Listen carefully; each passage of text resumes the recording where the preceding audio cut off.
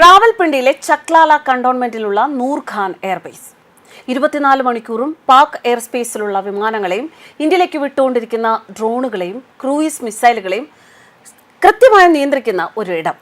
എങ്ങനെയാണ് ആ രാത്രിയിൽ മെയ് 10 ആ രാത്രിയിൽ നൂർഖാന്റെ ബേസ് കടന്നുപോയത്? നിർണായകമായ ആ നിമിഷങ്ങൾ ഇങ്ങനെയാണ് വിവരിക്കുന്നത്. ഹൈ അലേർട്ടിൽ നിന്ന് മിനിറ്റുകൾക്കകം പാക് എയർ സ്പേസ് പ്രതിരോധമില്ലാത്ത അവസ്ഥയിൽ എത്തിയ പാക് DGMO ഇന്ത്യൻ ജനറലിനെ വിളിച്ച് വെടിനിർത്തൽ ആവശ്യപ്പെട്ട ആ രാത്രി ഇന്ത്യയുടെ അഭിമാന രാത്രിയായിരുന്നു. മെയ് 10 രാത്രി പാകിസ്ഥാനിലേക്ക് ഇന്ത്യ മിസൈലുകളും ഡ്രോണുകളും ഉപയോഗിച്ച് ആക്രമണം നടത്തുകയാണ്. പാക് എയർഫോഴ്സ് ദിവസങ്ങളായി ഹൈ അലേർട്ടിലാണ്. 24 മണിക്കൂറും പാക് എയർ സ്പേസിലുള്ള വിമാനങ്ങളെയും ഇന്ത്യയിലേക്ക് വിട്ടുകൊണ്ടിരിക്കുന്ന ഡ്രോണുകളെയും ക്രൂയിസ് മിസൈലുകളെയും നിയന്ത്രിക്കുന്നത് റാവൽപിണ്ടിയിലെ ചക്ലാല കണ്ടോൺമെന്റിലുള്ള നൂർഖാൻ എയർബേസിൽ നിന്നാണ്. എയർ ഡിഫൻസ് റഡാറുകൾ, കമ്പ്യൂട്ടറുകൾ, ചൈന നൽകുന്ന സാറ്റലൈറ്റ് ഫീഡ് ഇതെല്ലാം ഒരുമിച്ച് കൊണ്ടുവന്ന് ഏകോപിപ്പിക്കുന്ന C4I സംവിധാനങ്ങൾ ഇവിടെയുണ്ട്. അങ്ങനെയുള്ള സംവിധാനങ്ങളുള്ള കമാൻഡ് ആൻഡ് കൺട്രോൾ സെന്ററും ഇവിടെയാണ്. പാകിസ്ഥാന്റെ ഏറ്റവും സംരക്ഷിക്കപ്പെടുന്ന ഏറ്റവും വില കൂടിയ മിലിറ്ററി അസറ്റ് എന്നൊക്കെ വിശേഷിപ്പിക്കാവുന്ന ഒന്ന്.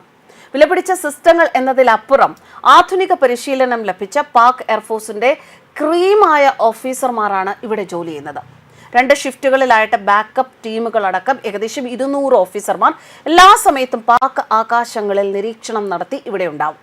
ഡ്രോണുകളുടെ നിയന്ത്രണവും പരിശീലനവുമായി ബന്ധപ്പെട്ട് കുറച്ച് തുർക്കി സൈനിക ഓഫീസർമാരും ഇവിടെ ഉണ്ടാവാറുണ്ട്. അത്ര ഹൈ വാല്യൂ ടാർഗറ്റ് ആയതുകൊണ്ട് തന്നെ ഭൂമിക്കടിയിലേക്ക് നിർമ്മിച്ച വലിയ ഒരു മിലിറ്ററി ഗ്രേഡ് കോൺക്രീറ്റ് ബങ്കറിലാണ് നൂർഖാൻ എയർബേസ് പ്രവർത്തിക്കുന്നത്. നേരിട്ടുള്ള ഒരു മിസൈൽ ഹിറ്റിനെയും ആർട്ടിലറി സ്ട്രൈക്കിനെയും അതിജീവിക്കാൻ ഡിസൈൻ ചെയ്ത ഇതിനു ചുറ്റും നിരവധി ആന്റി എയർക്രാഫ്റ്റ് സിസ്റ്റങ്ങളും കാവലുണ്ട്. മെയ് 10 രാത്രി ഈ സെന്റർ പതിവിലേറെ തിരക്കിലായിരുന്നു. ചൂടുപിടിച്ച ആക്രമണങ്ങൾ, പ്രത്യാക്രമണങ്ങൾ ഇതൊക്കെ നടക്കുമ്പോൾ പാകിസ്ഥാൻ എയർഫോഴ്സിന്റെ കണ്ണും കാതും ബുദ്ധി കേന്ദ്രവുമായി നൂർഖാൻ എയർബേസ് സെന്റർ മാറിക്കഴിഞ്ഞിരുന്നു എന്ന് തന്നെ പറയാം. ഇന്ത്യൻ എയർഫോഴ്സ് ആകട്ടെ പടിപടിയായി സീഡ് അഥവാ ശത്രുവിന്റെ എയർ ഡിഫൻസ് സിസ്റ്റങ്ങൾ നശിപ്പിക്കുന്ന നടപടി ആരംഭിച്ചു. ഡ്രോണുകളും ലോയിറ്ററിംഗ് ആയുധങ്ങളും ഉപയോഗിച്ച് ഗ്രൗണ്ട് ബേസ്ഡ് ആയ പാക് എയർ ഡിഫൻസ് റഡാറുകൾ ഒന്നൊന്നായി തകർക്കപ്പെടുമ്പോഴും നൂർഖാൻ എയർബേസിൽ നിന്ന് അഫ്ഗാനിസ്ഥാൻ അതിർത്തിയിൽ പറക്കുന്ന AWACS വിമാനം നൽകുന്ന ഇൻപുട്ട് അതുപയോഗിച്ച് പാക് എയർഫോഴ്സ് കാര്യങ്ങൾ നിയന്ത്രണത്തിൽ നിർത്തിയിരിക്കുകയാണ്. ഇന്ത്യൻ മിസൈലുകൾ പാക് എയർബേസുകളുടെ റൺവേകൾ തകർക്കുന്നു, ഷെൽട്ടറുകളിൽ നിർത്തിയിട്ടിരിക്കുന്ന യുദ്ധവിമാനങ്ങളെ ലക്ഷ്യമിക്കുന്നു. അപ്പോഴും പാകിസ്ഥാൻ എയർഫോഴ്സിന്റെ ഹൃദയമായ നൂർഖാനിലെ C4I സെന്റർ മിടിച്ചുകൊണ്ടേയിരുന്നു. ബങ്കർ ബസ്റ്റർ ബോംബുകളുടെ നേരിട്ടുള്ള ഹിറ്റിന് പോലും അതിനെ തൊടാൻ കഴിഞ്ഞേക്കണം എന്നില്ല എന്നാണ് കരുതപ്പെട്ടിരുന്നത്. യുദ്ധവിമാനങ്ങൾക്ക് അങ്ങോട്ട് അടുക്കാൻ സാധിക്കില്ല, കൃത്യമായൊരു മിസൈൽ കൊണ്ട് ലക്ഷ്യം വെക്കാൻ സാധിക്കില്ല. അത്തരത്തിൽ പ്രതിരോധങ്ങൾ ശക്തമാണ് എന്ന് പാകിസ്ഥാൻ എക്കാലവും വിശ്വസിച്ചിരുന്ന ഒരിടം. എന്നാൽ ഇന്ത്യയുടെ ചാരക്കണ്ണുകൾ അവിടെയും എത്തിയിരുന്നു. ഭൂമിക്കടിയിൽ ഉള്ള ബങ്കറിൽ നിന്നുള്ള വായു സഞ്ചാരം, എയർ കണ്ടീഷനിങ് ഇതൊക്കെ ക്രമീകരിക്കുന്ന ചെറിയ എയർ ഹോൾ അഥവാ HVAC വെന്റ് 45 സെന്റിമീറ്റർ വലിപ്പമുള്ള ഒരു ചതുരം എന്ന് പറഞ്ഞാൽ എത്ര വലിപ്പം വരുമെന്ന് ആലോചിക്കാം. നമ്മളൊക്കെ സ്കൂളിൽ പഠിക്കുന്ന കാലത്ത് അല്ലെങ്കിൽ നമ്മളൊക്കെ ഉപയോഗിക്കുന്ന ഒരു വലിയ 30 സെന്റിമീറ്റർ സ്കെയിലിന്റെ കൂടെ ചെറിയൊരു 15 സെന്റിമീറ്റർ സ്കെയിൽ കൂടി കിട്ടിയാലുള്ള വലിപ്പം.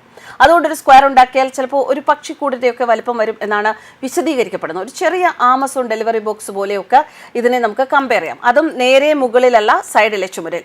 ഇന്ത്യൻ എയർ സ്പേസിൽ ഫോർവേഡ് പൊസിഷനിൽ നിന്നിരുന്ന ഒരു Su-30 MKI ടീം ലീഡിന്റെ എയർ പീസിൽ ആ നിർദ്ദേശമെത്തി. നിമിഷങ്ങൾക്കകം 100 കണക്കിന് കിലോ ഭാരമുള്ള ഒരു മിസൈൽ ബോഡിയിൽ നിന്ന് വേർപ്പെടുമ്പോൾ ഉള്ള കുലുക്കത്തിൽ വിമാനം എടുത്തെറിഞ്ഞ പോലെ മുകളിലേക്ക് പൊന്തിയത് പൈലറ്റ് ശ്രമപ്പെട്ട് നിയന്ത്രിക്കുന്നു. വിമാനത്തിൽ നിന്ന് വേർപ്പെട്ട് താഴേക്ക് വീണുകൊണ്ടിരിക്കുന്ന മിസൈൽ പൊടുന്നതിന് വെളുത്ത പുക തുപ്പിക്കൊണ്ട് ജീവൻ വെച്ച് വെട്ടിത്തിരിഞ്ഞ് മുന്നോട്ട് കുതിക്കുന്നു.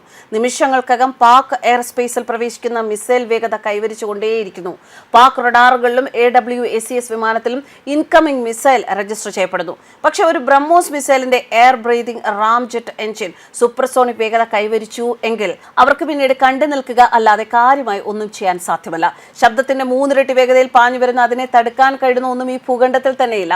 മിനിറ്റുകൾക്കുള്ളിൽ നൂർഖാൻ എയർബേസിലേക്ക് പാഞ്ഞെത്തിയ ബ്രഹ്മോസ് മിസൈൽ ഇന്ത്യയുടെ നാവിക സാറ്റലൈറ്റ് സിസ്റ്റം നൽകുന്ന ലൊക്കേഷൻ മാപ്പിംഗും അതിന്റെ മെമ്മറിയിലുള്ള C4I സെന്ററിന്റെ ചിത്രങ്ങളുമായി ഒത്തുനോക്കി ഒരു സീൽക്കാര ശബ്ദത്തോടെ ടെർമിനൽ വെലോസിറ്റി കൈവരിക്കുന്നു. അതിനുശേഷം പാമ്പ് പത്തി വിടർത്തുന്നത് പോലെ ബ്രഹ്മോസ് വായുവിൽ S ആകൃതിയിൽ വളഞ്ഞു പൊളഞ്ഞ് C4I സെന്ററിന്റെ HVAC വെന്റിലേക്ക് ഒരു അസ്ത്രം ലക്ഷ്യത്തെ ഭേദിക്കുന്നത് പോലെ ഇടിച്ചു കയറുകയായിരുന്നു. സ്ഫോടനം നടന്ന സെക്കൻഡുകൾക്ക് ശേഷമാണ് ഇടിമുഴക്കം പോലെ മിസൈൽ വരുന്ന ശബ്ദം നൂർഖാൻ എയർബേസിൽ മുഴങ്ങിയത് പോലും. മാക് 3 വേഗതയിൽ ഒരു കോൺക്രീറ്റ് കൂടിനുള്ളിലേക്ക് തടസ്സമില്ലാതെ വന്ന് ഇടിച്ച മിസൈലിന്റെ കൈനറ്റിക് എനർജി ഒട്ടും പുറത്തേക്ക് പോകുന്നില്ല. മിസൈലിന്റെ ഇമ്പാക്റ്റിൽ തന്നെ കമാൻഡ് സെന്ററിലുള്ള ആളുകളും സിസ്റ്റങ്ങളും ബാഷ്പീകരിക്കപ്പെടുന്നു. മിസൈലിന്റെ എക്സ്പ്ലോസീവ് പേലോഡിന്റെ വിസ്ഫോടനത്തിൽ കോൺക്രീറ്റ് ബോക്സ് നെടുകെ പിളർന്ന് ഭൂമിക്ക് മുകളിലേക്ക് പൊങ്ങി ഉയർന്ന് താഴേക്ക് തന്നെ ഇരിക്കുകയാണ്. ഒരുപക്ഷെ ഇത്ര ചെറിയ സൈസിലുള്ള ലക്ഷ്യം ഭേദിച്ച് ഇത്ര ദൂരത്ത് നിന്ന് ഇത്ര ഹൈ വാല്യൂ ടാർഗറ്റ് മിസൈൽ ഉപയോഗിച്ച് തകർത്തതിൽ ഇത് ലോക റെക്കോർഡ് ആയേക്കാം. നിമിഷ നേരം കൊണ്ട് ആകാശത്തുള്ള പാക് യുദ്ധവിമാനങ്ങൾ അന്ധമായി പോകുന്നു. സാറ്റലൈറ്റ് ഫീഡും കമാൻഡ് സെന്ററുമായുള്ള ബന്ധം നഷ്ടപ്പെടുന്നു. പാക് എയർഫോഴ്സിന്റെ CAP ടീമുകൾ ഒന്നൊന്നായി ലാൻഡ് ചെയ്യാൻ തുടങ്ങുന്നു. പാക് എയർസ്പേസ് പ്രതിരോധമില്ലാത്ത അവസ്ഥയിലെത്തി. വെടിനിർത്തൽ ആവശ്യപ്പെട്ട് ഇന്ത്യക്ക് മുന്നിൽ മുട്ടുകുത്തുകയായിരുന്നു. അതാണ് പറഞ്ഞത്, മെയ് 10 ആ രാത്രി ഇന്ത്യയുടെ വിജയത്തിന്റെ മറ്റൊരു മനോഹരമായ രാത്രിയായിരുന്നു. കാരണം അത്രമാത്രം പ്രതിരോധിക്കാൻ കഴിയാതെ പാകിസ്ഥാനെ മുട്ടുകുത്തിച്ച ഇന്ത്യയുടെ ഏറ്റവും മനോഹരമായ രാത്രി, പ്രതിരോധ മേഖലയിലെ ഏറ്റവും മനോഹരമായ രാത്രി. News desk കർമാനസ്.